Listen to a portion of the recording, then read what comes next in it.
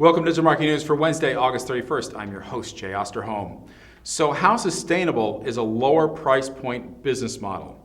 According to the HP company blog, the TouchPad is making a limited comeback. Despite, quote, announcing an end to the manufacturing of webOS hardware, we have decided to produce one last run of the TouchPads to meet unfulfilled demand, end quote.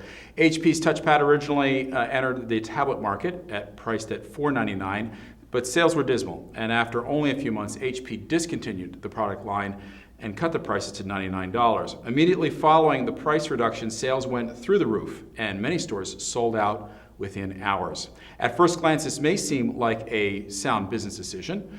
By lowering the price point of the TouchPad, HP is no longer in direct competition with the market-leading iPad, which is why they are experiencing such a surge in sales. HP engaged an entirely different consumer base with the $99 tablet than they did with the $499 tablet. However, this success cannot be long-lived, as the customer base searching for the $99 tablet will soon be exhausted. In order to maintain competition and sales, tablet manufacturers need to find the sweet spot between the price of the iPad and the extremely discounted HP TouchPad.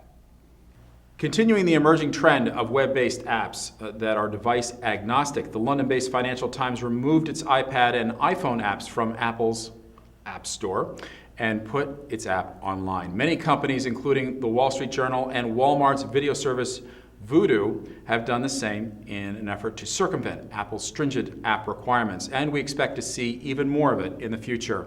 Financial Times removed the app because they could not reach an agreement with a subscription data ownership. Previously, subscriptions were done through Apple's system, meaning that Apple kept the majority of their data.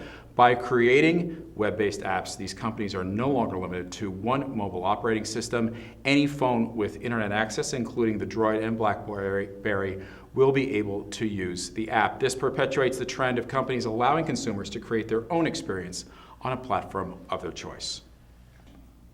We all appreciate the sacrifices members of our military and their families make every day. Overseas connections and trying to stay in touch with extended service tours makes living it even more difficult. All this is changing thanks to Google's announcement yesterday. Members of the United States military with a valid .mil email address can use the calling feature in Gmail free of charge. To use this new feature, military members can register their military email address with a Google account and install the voice and video Gmail plugins. They can then dial a US phone number and talk for free. At this point in time, family members in the United States can use the service to call their loved ones overseas, but are still subject to a per-minute rate. Google also announced this week free calls within the US for anyone with a Google account. Both promotions will continue for at least the rest of 2011. We applaud Google for their efforts to make it easier to communicate with loved ones overseas and abroad. Please check back tomorrow for an all-new episode of